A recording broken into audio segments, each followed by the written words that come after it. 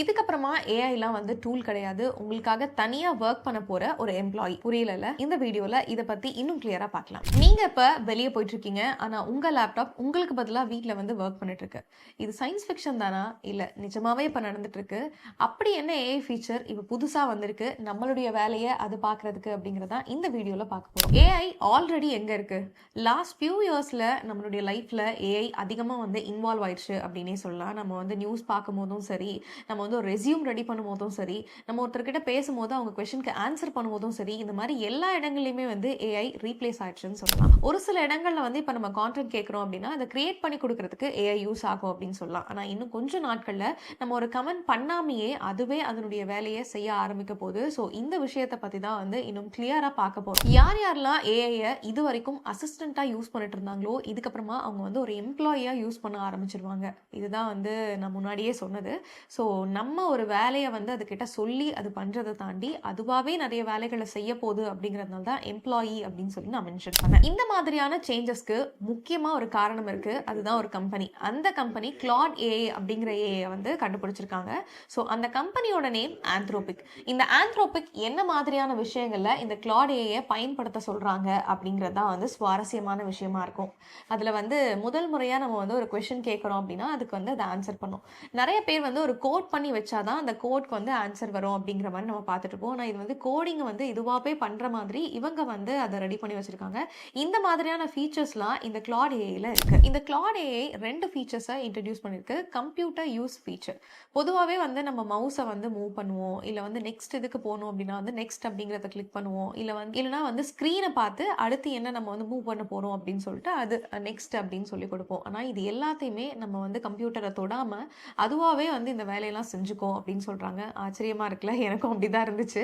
So இந்த விஷயத்தை எல்லாமே வந்து இந்த கிளாட் ஏஐ வந்து இந்த ஃபீச்சர்ஸ் மூலமா வந்து செய்யும் அப்படின்னு சொல்லியிருக்காங்க. இந்த கம்ப்யூட்டர் யூஸ் ஏஐ என்ன பண்ணுன்னா ஸ்க்ரீனை பார்க்கும், மவுஸை மூவ் பண்ணும், அப்புறம் வந்து நம்மளுக்கு ஏதாவது டைப் பண்ணும் அப்படின்னா டைப் பண்ணும். ஸோ வந்து ஒரு ஃபைலை கிரியேட் பண்ணும் அப்படின்னா வந்து ஃபைலை கிரியேட் பண்ணும், ஒரு மெயில் சென்ட் பண்ணும் அப்படின்னா கூட அதுவே எல்லா வேலையுமே முடிச்சிடும் அப்படின்னு சொல்கிறாங்க. ஒரு மனுஷன் என்னெல்லாம் பண்ணுவானோ அதை ஜெனட்டிக் ஏஐ பண்ணும்.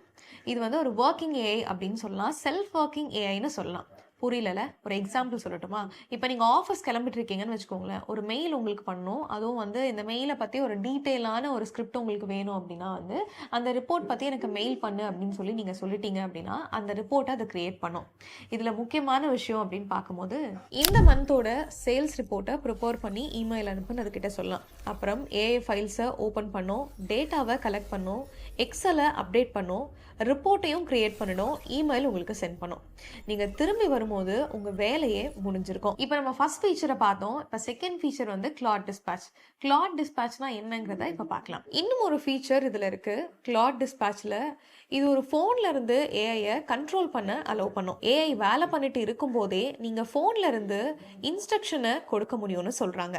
இதோட எக்ஸாம்பிள் என்னன்னா, இந்த மெயிலுக்கு வேற மாதிரி ஒரு ரிப்ளை அனுப்பு அப்படின்னு சொல்லி நீங்கள் இன்ஸ்ட்ரக்ஷன் கொடுத்தீங்கன்னா உடனே ஏஐ அதை சேஞ்ச் பண்ணும். இந்த ஃபீச்சர்ஸ் யாருக்கெல்லாம் கிடைக்கும்னு பார்க்கலாம். இப்போ இந்த ஃபீச்சர் எல்லாருக்குமே கிடைக்கும்னு சொல்றாங்க. ஆனா இப்போ வந்து இது டெஸ்டிங்ல தான் இருக்கு அப்படின்னு சொல்லியிருக்காங்க. கிளாட்ல இருக்க பெய்ட் யூசர்ஸ் மட்டும் தான் இதை யூஸ் பண்ண முடியும்னு சொல்றாங்க. இதுல இன்னொரு வாய்ப்பு அப்படின்னு சொல்லி பார்க்கும்போது மேக்கோட ஓஎஸ்ல வந்து இதை யூஸ் பண்ணிக்கலாம் அப்படிங்கிற ஃபீச்சர்ஸை இதுல கொண்டு வந்திருக்காங்க. ஆனா இதுல விண்டோஸோட வெர்ஷன் பத்தி இன்னும் அனௌன்ஸ் பண்ணல. இந்த கிளாட் ஏஐ இது வரைக்கும் எதுக்கெல்லாம் யூஸ் பண்ணிட்டு இருக்காங்க, இன்னும் எதுக்கெல்லாம் யூஸ் பண்ணலாங்கிறத நம்ம பார்க்கலாம். இன்டர்நெட்டை வந்து மேனேஜ் பண்றதுக்கு இதை யூஸ் பண்ணிட்டு இருக்காங்கன்னு சொல்றாங்க. அது மட்டும் இல்லாம டாக்குமெண்ட்டை ப்ரிப்பேர் பண்ணுறதுக்கு இதை யூஸ் பண்ணிட்டு இருக்காங்க. ஸ்ப்ரெட்ஷீட்டை அப்டேட் பண்ணுறதுக்கும் நீங்கள் இதை யூஸ் பண்ணிக்கலாம், கோடிங் பண்ணவும் இதை யூஸ் பண்ணிக்கலாம். அது மட்டும் இல்லாமல் இன்டர்நெட் ரிசர்ச் பண்ணுறதுக்காகவும் ரொட்டீன் டாஸ்க்கை ஆட்டோமேட் பண்ணுறதுக்காகவும் யூஸ் பண்ணிட்டு இருக்காங்க. இந்த கிளாட் ஏஐனால என்ன ரிஸ்க்லாம் இருக்குது அப்படிங்கிறத பார்க்கலாம். முதல்ல வந்து உங்களோட ப்ரைவசி இதில் போகும்னு சொல்கிறாங்க. பிகாஸ் வந்து உங்களோட கம்ப்யூட்டரை மொத்தமாக அதை ஆக்சஸ் பண்ணுறதுனால உங்களோட ப்ரைவசி இங்கே பாதிக்கப்படும்.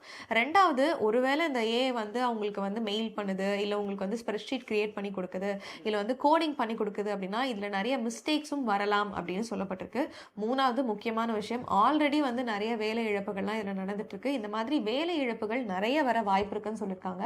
ஒரு 20 பேர் பண்ண வேண்டிய வேலையை வந்து ஒரே ஒரு பர்சன் வந்து பண்ணலாம் அப்படின்னு சொல்லியிருக்காங்க.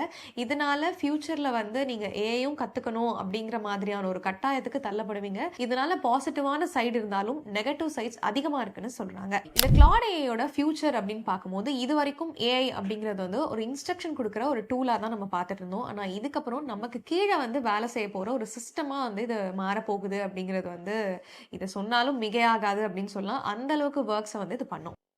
இந்த கிளவுட் ஏஐ பத்தி உங்களோட ஒப்பீனியன் என்ன? அது மட்டும் இல்லாம ஒரு ஏஐ கிட்ட வந்து வொர்க்க நீங்க குடுப்பீங்களா? இல்ல இத டேஞ்சரஸா பார்ப்பீங்களா? அப்படிங்கிறதையும் மறக்காம சொல்லுங்க. முக்கியமா இந்த கிளவுட் ஏஐ உங்களோட கம்ப்யூட்டர ஓவராலா வந்து அதோட கண்ட்ரோல் எடுக்கிறதுக்கு நீங்க ரெடியா இருக்கீங்களா?